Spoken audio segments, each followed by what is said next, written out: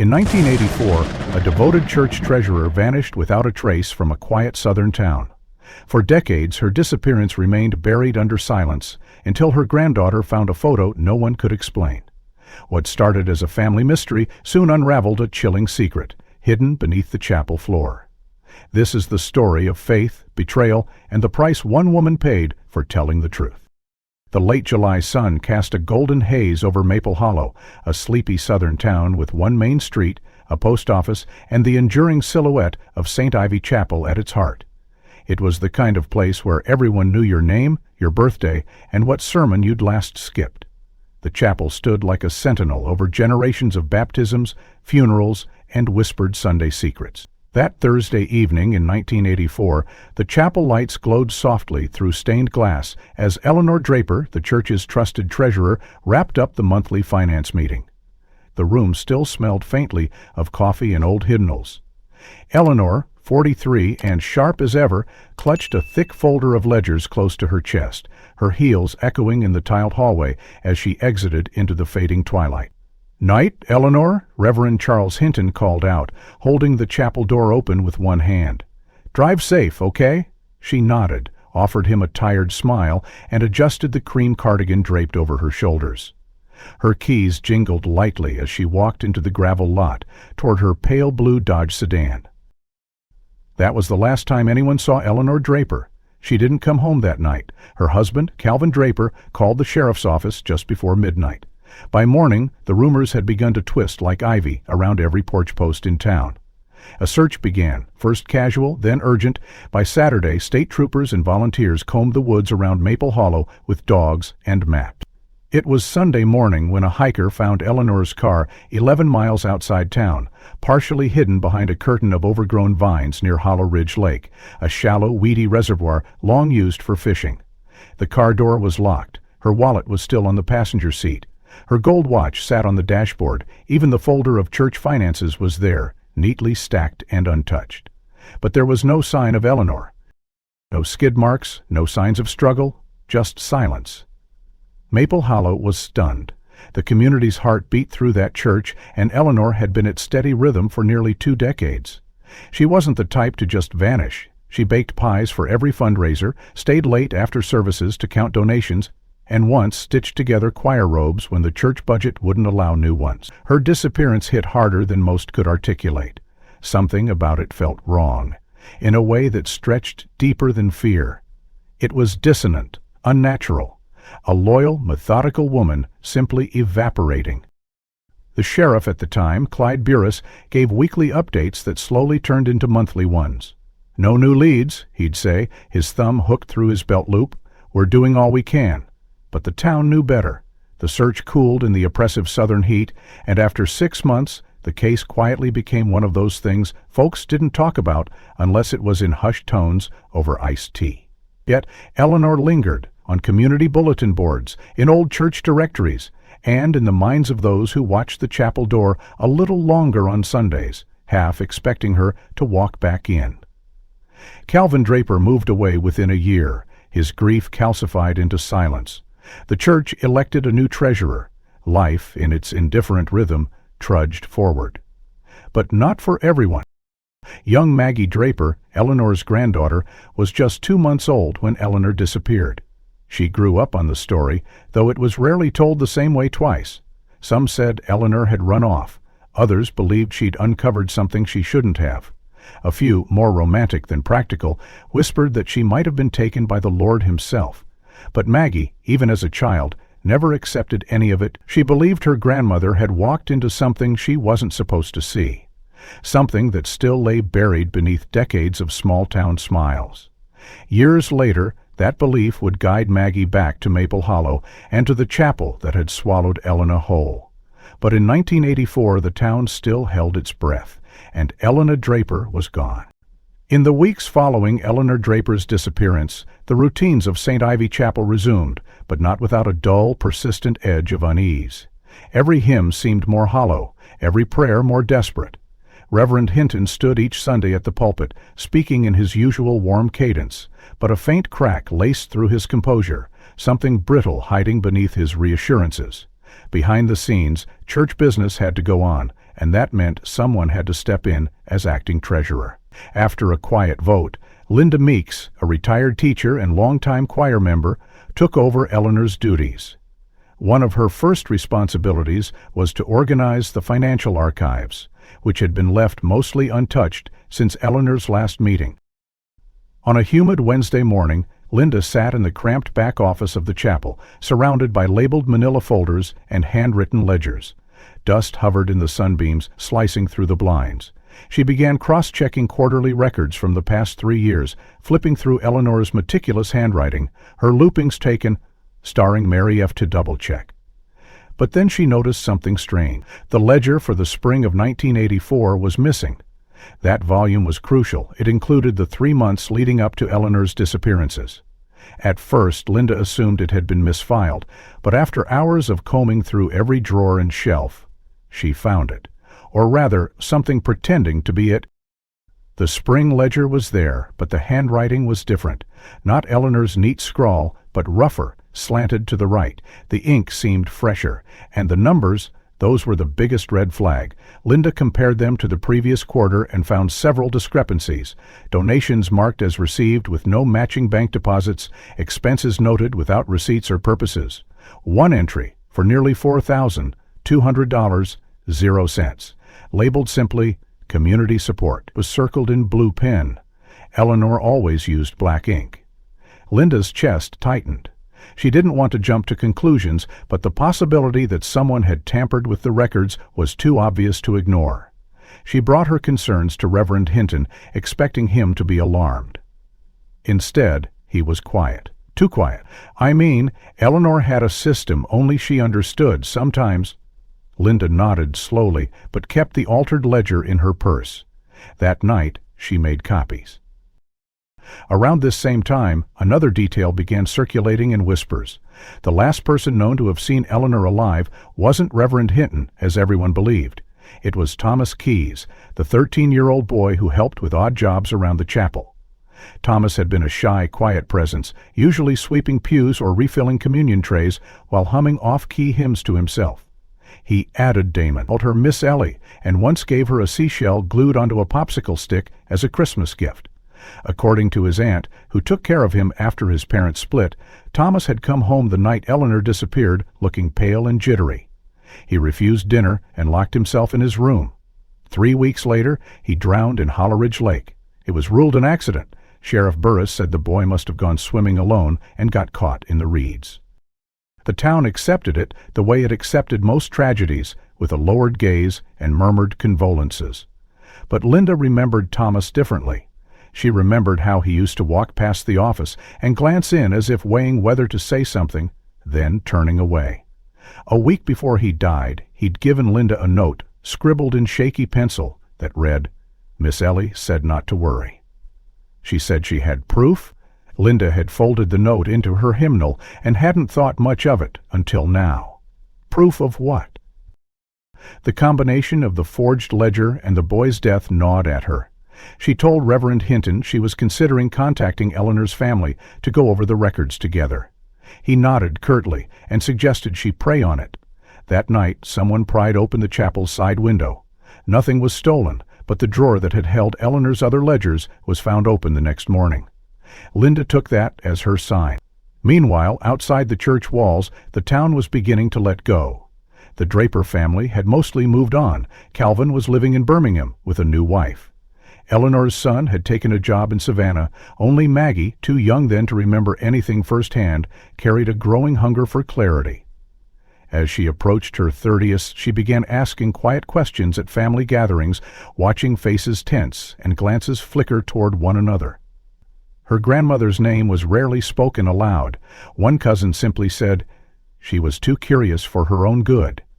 That phrase stuck. Back in Maple Hollow, Linda Meeks made a quiet call to Eleanor's old bank, using the church's financial ID, and asked for archived statements. The records arrived a week later in a thick envelope. When Linda opened it and saw the bank logs, her hands trembled. 3 large withdrawals had been made from the charity fund account in the days leading up to Eleanor's disappearances, each one just under the reporting limit. each to the same cashier's check recipient, a Revenant Supply Co. out of Nashville. The church had never ordered anything from them, at least not officially. Linda stared at the name, knowing it was a front. She picked up the phone to call Maggie Draper, then she paused. Her house was quiet. Too quiet. She thought she heard a car door shut outside, then the slow crunch of gravel. She stood, walked to the front window, and gently peeled back the curtain. There was no one there, just the wind stirring the hydrangeas. But Linda had a sinking feeling someone had been watching. The summer of 2013 found Maggie Draper standing in the attic of her late father's home, beads of sweat forming at the nape of her neck as Georgia's humidity thickened the air around her. Her father had passed the month before, stroke in his sleep, they said, and she was the only remaining Draper with ties to the old house on Birchfield Road. The attic was exactly as she remembered from childhood, dusty, cluttered, and oddly. Among the stacks of worn boxes, she unearthed an old cedar chest labeled Ellie's Things. Her breath hitched. She had only heard her grandmother's name in fragments growing up, spoken like a spell that conjured discomfort. Eleanor Draper, the woman who disappeared, who was never properly buried, whose picture hung in the hallway but whose story was always cut short. Maggie had always sensed there was more, something unspoken that clung to the family like mildew. She knelt beside the chest, easing open its lid. Inside were items folded with care, silk scarves still faintly perfumed with lavender, delicate gloves, yellowing church bulletins, and at the very bottom, a cracked leather-bound Bible. The name Eleanor J. Draper was embossed in faded gold letters. Maggie opened it carefully, skimming handwritten notes in the margins, a bookmark made of pressed violets, and near the center, tucked between Psalm 41 and 42, a photograph. It was square Polaroid style, the colors slightly faded, but unmistakable. Her grandmother stood smiling, arm loosely linked with a man Maggie had never seen. He was older, wearing a light clergy collar and beige suit, his other hand resting on a wooden railing that overlooked a wooded hill. Eleanor's eyes looked tired but warm. The back of the photo was scribbled in neat cursive. Meet again at Hill 12, July 84. Maggie sat frozen, heart thumping. July 1984, the very month Eleanor vanished. She rushed the photo downstairs and scanned it into her laptop. She uploaded it to an online facial recognition forum for amateur sleuths, attaching the date and location estimate. While waiting, she Googled Hill 12 Maple Hollow, but nothing useful appeared. Then 3 days later, she received a message from a user named Caver53. The photo background matched archived images of a place called Marion Heights Retreat, a religious care facility run by the Pentecostal Redeemer Fellowship, located about 30 miles from Maple Hollow.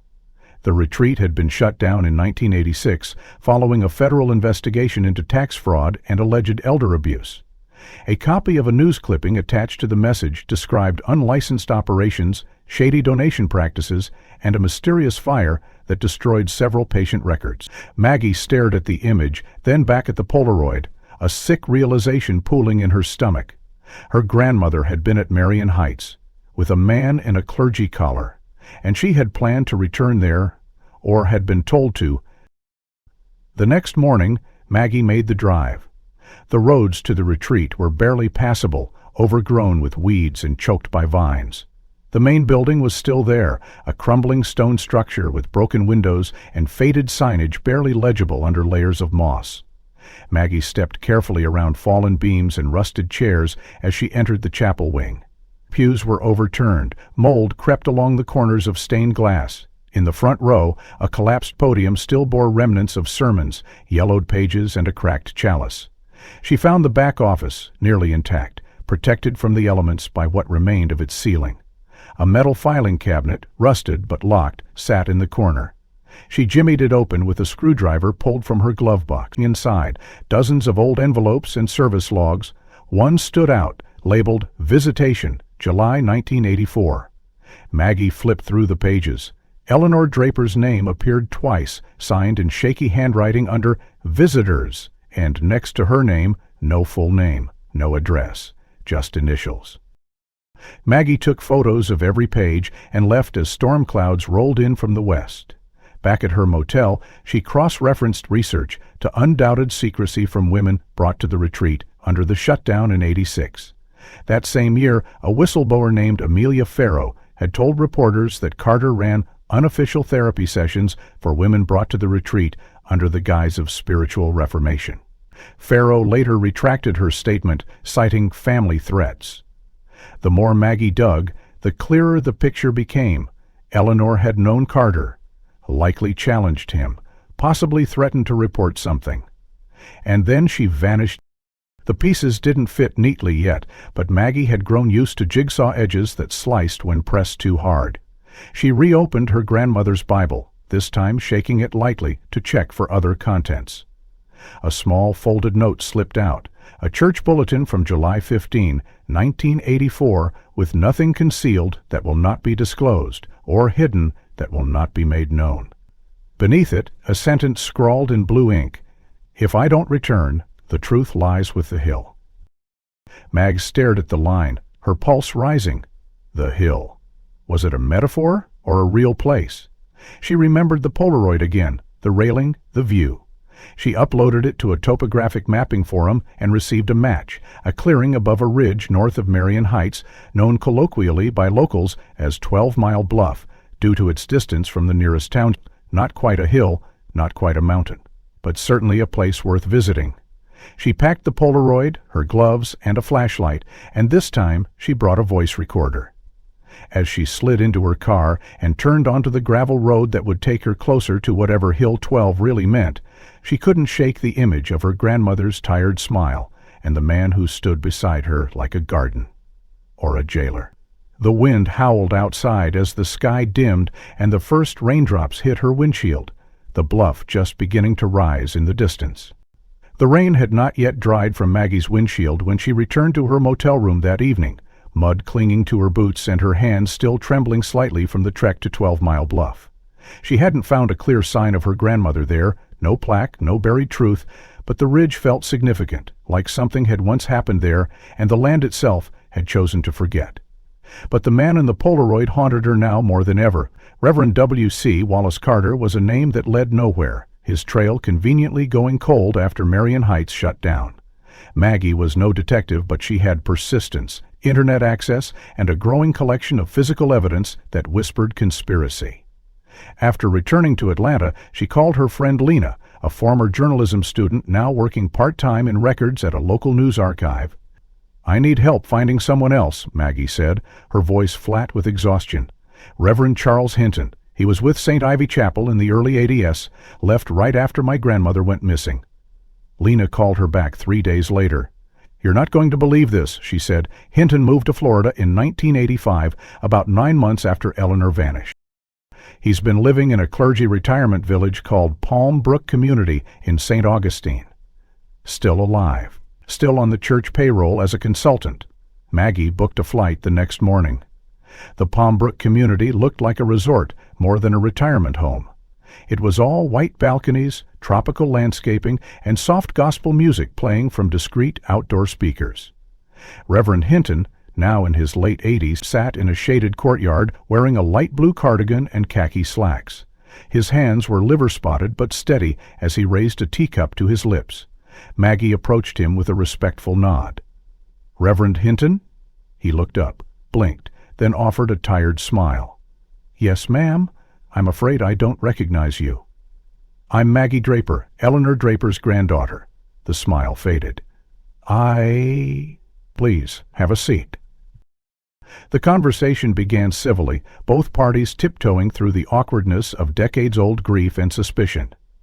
Hinton spoke fondly of Eleanor at first, describing her as devoted, orderly, a backbone of the church. But when Maggie pulled out the Polaroid, his hand stiffened. "Do you know this man?" she asked. He leaned in, but didn't touch the photo. "No, not with certainty. Might have been one of those gas preachers she liked to correspond with. She had pen pals, you know." Maggie didn't respond. She watched his eyes instead. There was recognition there, fleeting, buried, but real. She slid the second photo across the table, the one of the Marion Heights Chapel. "Did you ever visit here?" He frowned. "Not directly. I may have attended a conference nearby years ago." She waited, then asked, "Do you remember the meeting the night Eleanor disappeared?" Hinton nodded slowly. "Vaguely. It was a budget review. We'd gone over the usual concerns, new hymnals, roof repair. Then he added, almost to himself, "She said something she shouldn't have." Maggie leaned forward. "What did she say?" Hinton blinked, realizing too late that he'd spoken aloud. He adjusted his cardigan, cleared his throat, and waved a hand. "Nothing of consequence. She had a habit of dramatizing things. Passionate woman." "What did she say?" Maggie asked again, firmer now.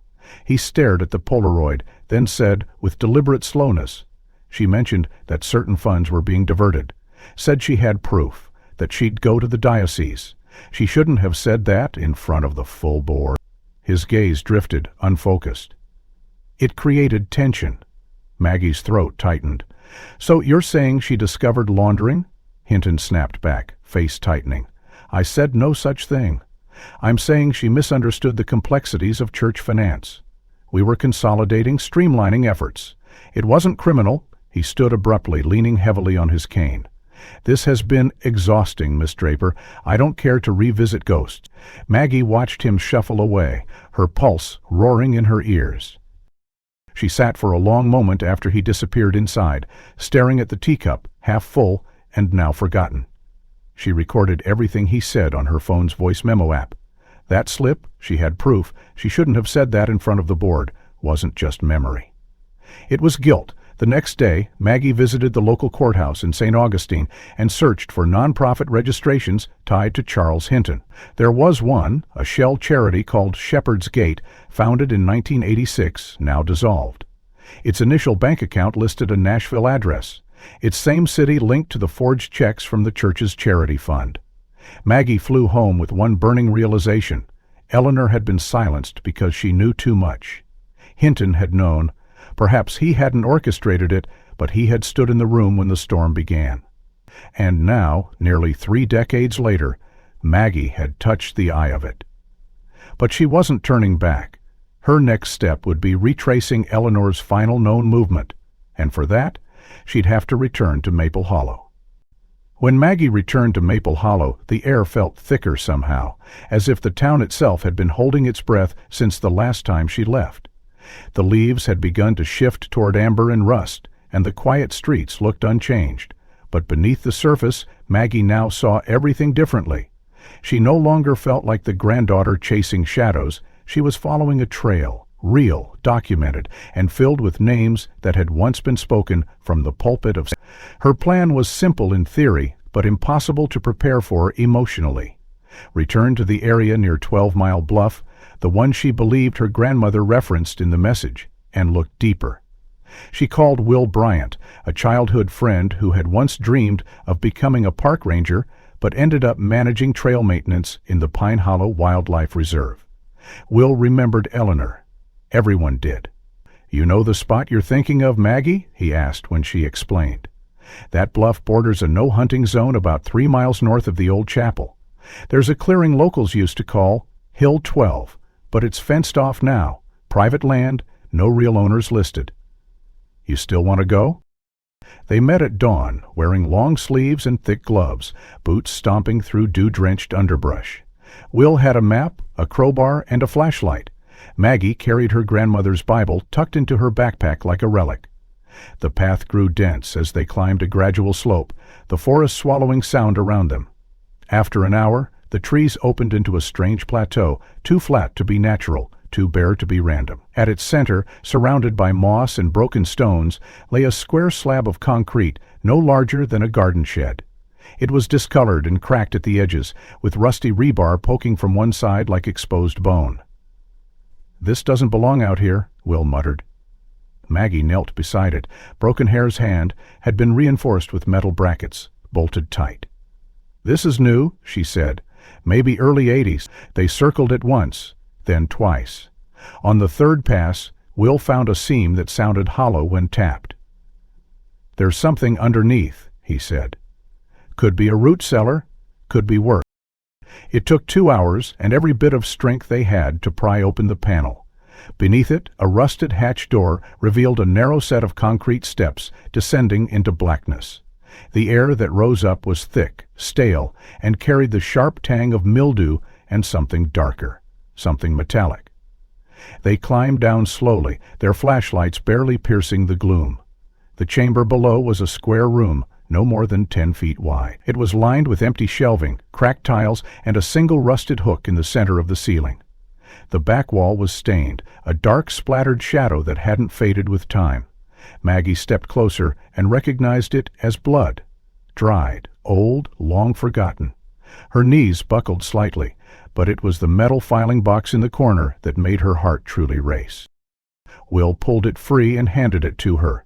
Inside were manila folders, sealed in plastic, miraculously dry.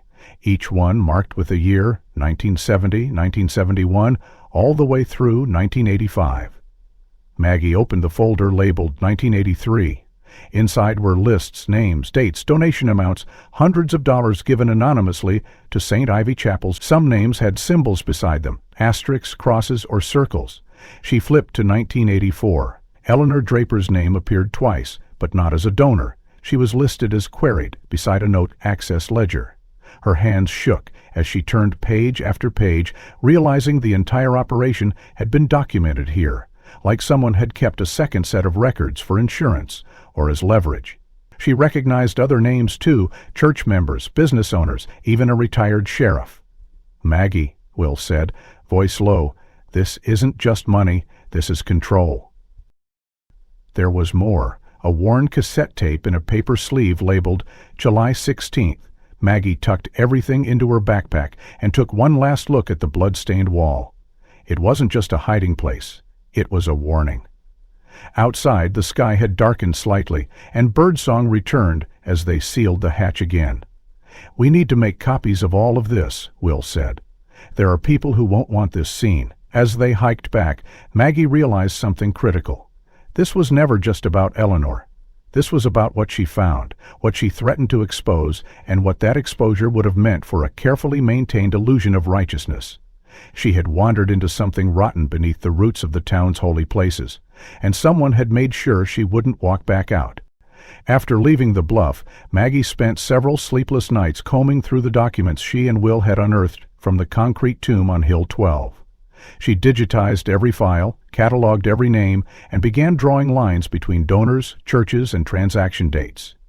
It didn't take long before a pattern began to emerge. 5 names showed up repeatedly, not only in Eleanor's 1984 ledger, but also in older files that spanned a full decade before her disappearance. Each of these individuals had donated large sums, sometimes multiple times a year, always anonymously. But what made them stand out wasn't just the money, it was their occupations. All 5 were listed in employment records as former treasurers or bookkeepers for small rural churches scattered across Georgia, South Carolina, and Alabama. Their job titles matched Eleanor's role exactly. Maggie dug deeper, searching obituaries, church newsletters, and court records. That's when the unease turned into a chill. Of the 5, 2 had been reported as suicides, one by hanging, the other from a car exhaust in a closed garage. 2 others had simply vanished, their vehicles found abandoned on country roads with no follow-up ever publicly reported. The 5th, a man named Vernon Ellis, had been found drowned in a well behind his church's rectory. His death was officially ruled accidental, though neighbors at the time claimed he hadn't shown signs of depression or instability. The dates were eerily consistent. Each incident occurred between 1977 and 1985. Maggie marked the timeline on a whiteboard, her hand trembling.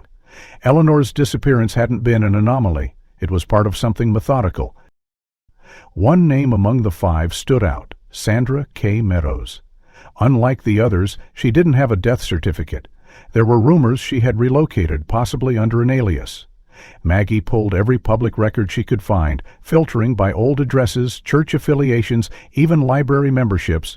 Eventually, a hunch led her to a public housing registry in a rural town near Cape Girardeau, Missouri. Listed under a different surname, Sandra Kellner was a woman in her 70s with no employment history after 1985, but a birth date that matched the one listed in Sandra Kellner's baptism record. Maggie packed a recorder, a copy of the Hill 12 ledger, and a printed photo of Eleanor. She drove through the cornfields of Missouri, her nerves frayed, her thoughts circling like birds over something dead. The apartment complex was modest, 2 stories, beige vinyl siding, plastic flower pots on each porch. Maggie found Unit 204 and knocked twice. No answer. She tried again. Finally, a woman's voice called out, "My name is Maggie Draper," she replied. "I'm Eleanor Draper's granddaughter. She went missing in 1984. A long silence followed. Then the door creaked open 2 inches. A woman with deep-set eyes and graying curls peered through. "You should leave," she said. Maggie took a breath. "I found records. Hill 12. I know what was in the ledgers." The woman's face didn't change, but her eyes twitched. She opened the door fully, slowly, and motioned Maggie inside. Sandra's apartment was sparse. No photos, no decorations, only a single Bible on the table and a lamp with a torn shade. She sat without speaking, gesturing for Maggie to do the same. "You want answers," she said, "but you won't like them." Maggie pulled out the folder and laid it on the table. "You're the only one left." Sandra looked at the documents, her jaw tight. "These people weren't donors," she said quietly, "or couriers. Names used to hide real transactions. The church heads, some of them, used people like me to wash money. Charity events, anonymous donations, they'd move funds from one place to another under different churches, all tied back to a few central pockets. We knew it wasn't right, but they made it sound holy, like we were protecting the mission." Maggie opened her mouth to speak, but Sandra held up a hand. "It got worse. People asked questions. They got visits. First came the warnings. A call, a knock, a sermon directed just subtly enough to be a threat. When Eleanor asked, we all knew something would happen. But she didn't back down. She said she'd report it. She had proof. She told me during a women's retreat at Lake Ashby that was the last time I saw her." "What did she say exactly?" Maggie asked. Sandra's voice cracked. "She said, if I disappeared, don't let them tell you I ran. Don't let them silence it." "But we did. We all did. We got scared." She stared at the Bible on her table. "I've lived in fear for 30 years, changing names, never speaking of it. You shouldn't be here." Maggie leaned forward. "Did Reverend Hinton know?" Sandra nodded once. "He didn't do the dirty work, but he let it happen, told us it was God's will to keep order, that exposing corruption would destroy more than just people, it would destroy faith." Maggie swallowed hard, her thoughts racing. "Why are you telling me this now?" Sandra looked up, eyes sharp despite their age. "Because someone needs to, and because if you've made it this far, you're already marked." Maggie left Missouri with a voice recording, a written statement, and a bitter truth. The silence hadn't been coincidence. It had been cultivated, enforced. And her grandmother had been the first to say no. Maggie returned to Maple Hollow for the 3rd time that year, each visit marked by the erosion of her patience and the deepening of her resolve. This time, though, she wasn't hunting shadows or theories. She was chasing names, paper trails, and tangible proof. Sandra's voice still echoed in her ears.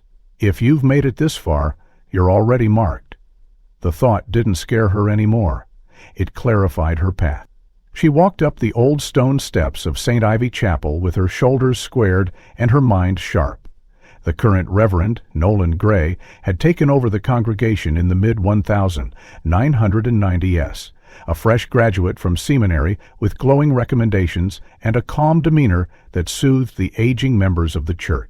What the congregation hadn't known then, and what Maggie only now confirmed, was that Nolan Gray had studied directly under Charles Hinton in his final years as a diocesan educator. In one archived letter she found among Sandra's documents, Hinton referred to Nolan as a promising shepherd, capable of keeping our traditions intact. The phrase haunted her. Gray greeted her in the church office, his smile thin but professional. "Miss Draper," he said, folding his hands neatly on the desk, "I understand you've taken a deep interest in your grandmother's legacy." Maggie nodded.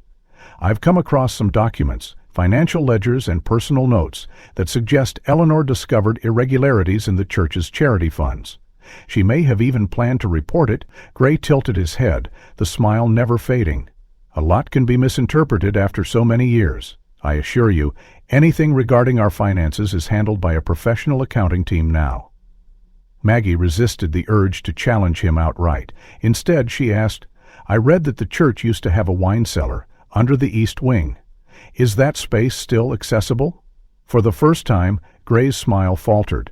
"Area's been sealed for some time," he said. "It's structurally unstable. Unsafe, really?" She noted the way he glanced at the locked drawer of his desk. Later that evening, under cover of darkness, and with Will parked 2 blocks away keeping watch, Maggie used a bobby pin and a well-worn YouTube tutorial to pick the maintenance door that led to the chapel's lower level. The air was damp and heavy with mold, the stone walls cold against her fingertips as she moved silently through the narrow corridor. At the end of the hallway stood a solid oak door with a brass lock, aged but sturdy. She retrieved a copy of the key she had covertly made from a wax imprint during her earlier visit. The lock turned with a reluctant click. She opened the door into blackness. Her flashlight flickered before settling into a dim glow. The cellar smelled of mildew, wet stone, and old metal. Along the far wall sat empty wine racks, their frames bent and rotting. But in the far left corner, hidden behind a splintered altar table, she saw a wooden crate covered in a dirty tarp. She dragged it into the center of the room. The box was marked with faint initials, EJD. Her breath caught. She opened it. Inside lay a series of composition notebooks, their covers worn and water-stained but intact. On the inside flap of the first notebook was Eleanor's signature, her looping cursive unmistakable. Maggie flipped through page after page, rows of calculations, donation records, lists of events, names, dates, amounts, all cross-referenced against church budgets. Every discrepancy was highlighted in red ink. Eleanor had been tracking the missing funds for at least 2 years before her disappearancing. Tucked into the back cover of one notebook was a folded sheet of church stationery. On it, 3 names were written under the heading, Primary Suspicion, Direct Involvement. The names were Charles Hinton, Vernon Ellis, and Nolan Gray. Maggie sat frozen, notebook in hand, heart thudding in her ears. Vernon Ellis, one of the treasurers who had accidentally drowned? Hinton, the man who admitted Eleanor shouldn't have spoken up. And Gray, the quiet, composed reverend who had locked this place away, just as he'd locked away the truth. She took photos of every page, then placed the notebooks back exactly as she'd found them. She didn't know yet how far this went, or how much danger she was walking into, but now there was no doubt. Eleanor had left breadcrumbs, and Maggie had followed them straight to the belly of the lie. She relocked the cellar door, slipped out into the night, and texted Will one word. The day Maggie announced the memorial service for Eleanor Draper, Maple Hollow stirred in ways it hadn't in decades. Flyers went up in the post office, the bakery, and even the gas station. The event was set for a Saturday afternoon in early October, the air crisp and tinted with the scent of fallen leaves. She reserved the chapel hall, insisted it be held at St. Ivy, despite Reverend Gray's quiet resistance. "It's a lovely thought, Miss Draper," he said when she handed him the invitation, "but I do hope it's not a platform for reopening old wounds." Maggie met his eyes evenly. Sometimes wounds fester because they were never treated. That Saturday the pews were nearly full.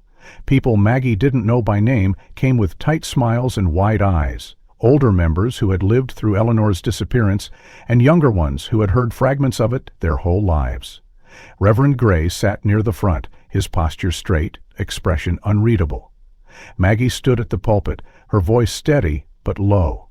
"Today isn't just a remembrance," she began, but an acknowledgement, of a woman who was more than a mystery. She was a mother, a grandmother, and a person who tried to speak truth when silence was easier. She reached beneath the lectern and pulled out a small projector. The first slide appeared on the chapel wall, a scanned page from Eleanor's notebook.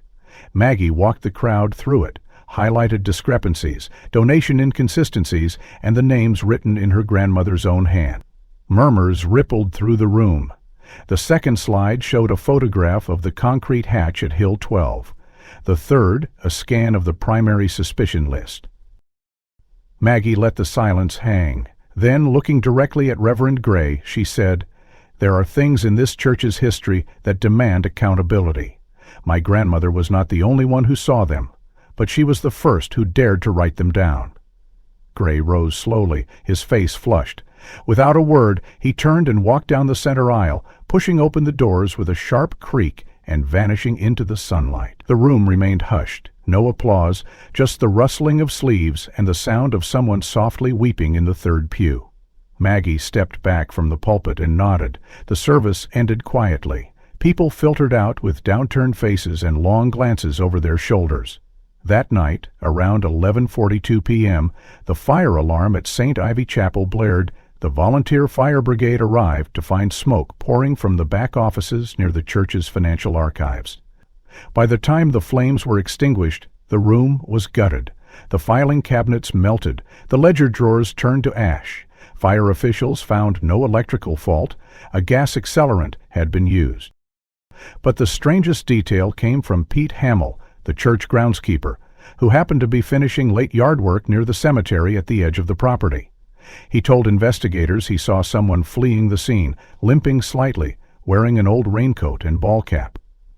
Pete tried to follow, but lost the man near the creek. Police reviewed security footage from the community hall across the street, and, though blurry, confirmed a figure entering the chapel basement 10 minutes before the fire.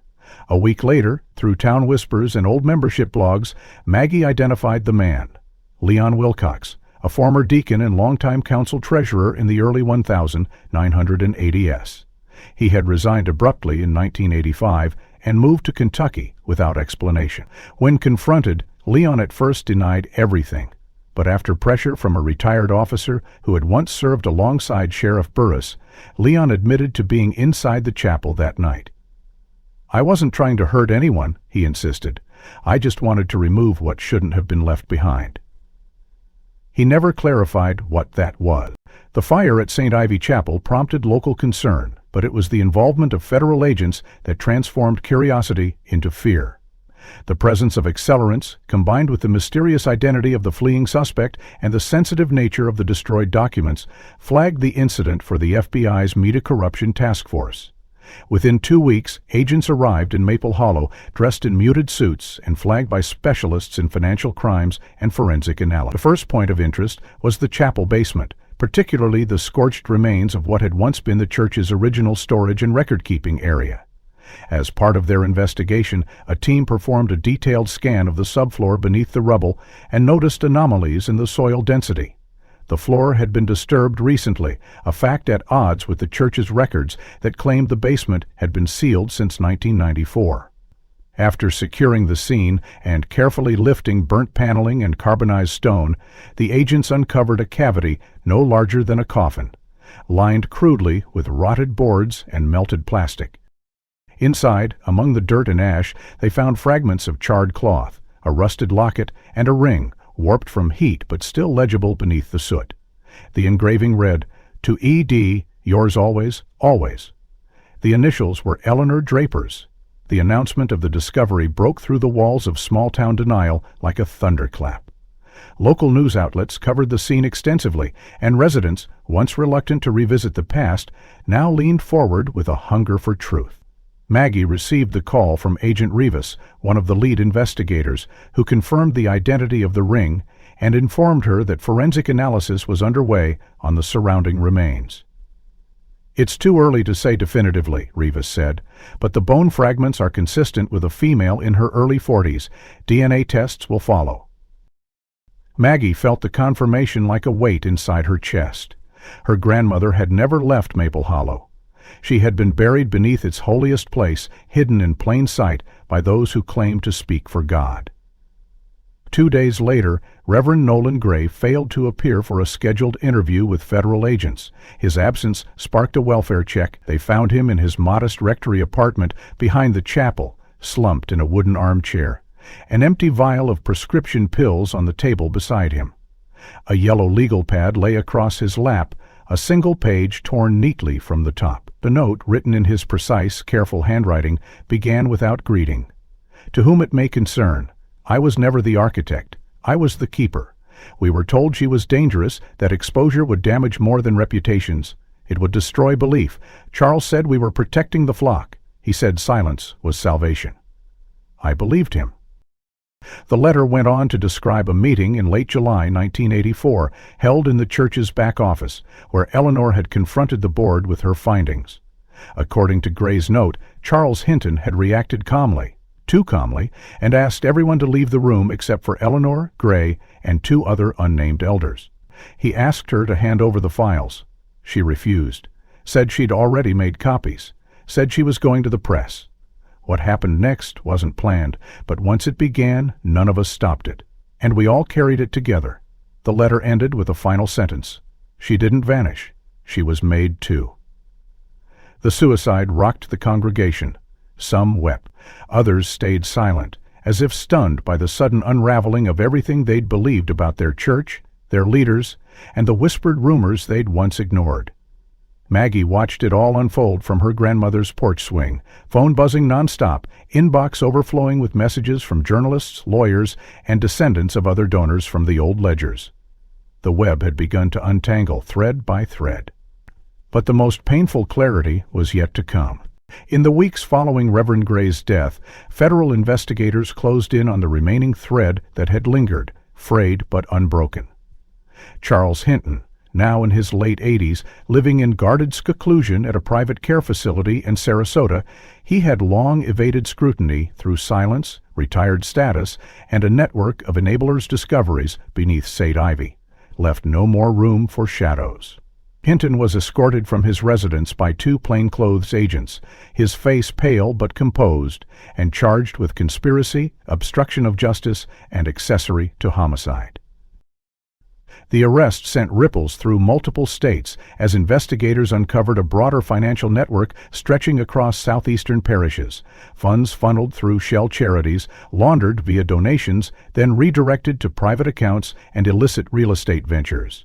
In a closed-door deposition, Hinton confessed to overseeing what he called a protective order, a system designed to hide illicit funds under the cloak of church benevolence. She wasn't supposed to find it, he said of Eleanor, voice hoarse. She was thorough and too brave. We offered her silence. She declined. When pressed on her death, Hinton shook his head slowly. I didn't kill her. I never ordered it. Someone else made that choice. Someone who felt owed. It took another month of sifting through financial records, old employee logs, and anonymous donor registries to identify the final link. A man named Roy Mathis, a former groundskeeper at St. Ivy Chapel who had disappeared from public record in 1986 after receiving a sizable unexplained payment from the Grace Outreach Fund. Mathis had grown up in poverty, bounced through orphanages, and found his first real home within the walls of the chapel, where Eleanor had once lobbied to keep him employed after an accusation of petty theft nearly got him fired. He was remembered by older members as quiet, respectful, and overly grateful.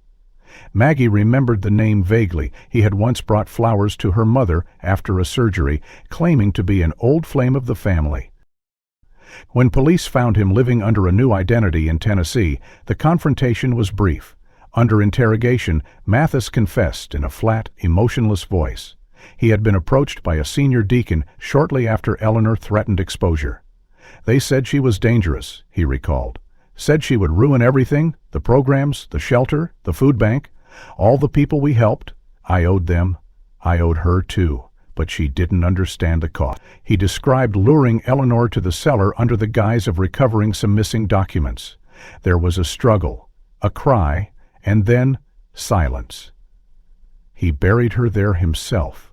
No one had to ask him twice. The community reacted with a blend of rage, grief, and reluctant healing. For many, the idea that Eleanor had died not at the hands of some shadowy cabal, but by someone she had once protected, was harder to accept than any conspiracy. Maggie stood at the new gravesite where her grandmother's remains had finally been laid to rest, a simple stone etched with Eleanor's full name, the dates 194118984, and the words she had once written in the margin of her Bible, "Truth must survive silence." The crowd that gathered for the reburial was larger than any church service in decades. Faces that had once turned away now faced forward, eyes wet but clear. Reverend Gray's final letter was read aloud. Sandra Kay, now living openly under her own name, stood beside Maggie and held her hand through the entire service. In the months that followed, a regional task force dismantled the financial ring that had corrupted dozens of small churches across the Southeast. Several arrests were made, old victims came forward, and in Maple Hollow, the congregation elected to dissolve St. Ivy Chapel permanently. The building was donated to a nonprofit literacy program, and its stained glass windows were repurposed for a memorial museum dedicated to whistleblowers and unsolved cases. Maggie declined all interviews after that. She moved into her grandmother's old house, now fully restored, and began teaching history at the local high school. Her students often asked why she always kept a leather-bound Bible on her desk. She never told them the full story, but when they asked about courage, she always said the same thing. It starts when you speak, even when no one wants to hear you. If this story kept you reading until the very end, don't forget to like and subscribe for more haunting, true-inspired mysteries. Which twist shocked you the most, and did you see it coming? Also, let us know in the comments where you're watching from. We love hearing from every corner of the world.